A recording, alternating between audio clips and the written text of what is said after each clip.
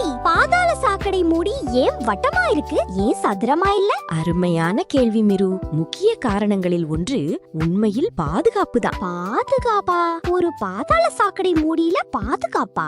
ஆம், ஒரு சதுர மூடியை நீங்கள் மூலை விட்டமாக சாய்த்தால் அது அதன் சொந்த துளை வழியாகவே கீழே விழுந்துவிடும். ஆனால் ஒரு வட்ட மூடி ஒருபோதும் கீழே விழாது. என்ன? ஒரு சதுரம் எப்படி கீழே விழ முடியும், ஆனா ஒரு வட்டம் ஏன் முடியாது? ஏனென்றால் ஒரு சதுரத்தின் மூலை விட்டம் அதன் பக்கங்களை விட நீளமானது. அதனால் நீங்கள் அதை சாய்த்தால் அது நழுவிச் செல்ல முடியும். ஆனால் ஒரு வட்டம் எல்லா திசைகளிலும் ஒரே அகலம் கொண்டது. அப்படியானால் ஒரு வட்ட மூடி கீழே விழுவது சாத்தியமில்லையா? சரியா சொன்னீங்க செல்லும்.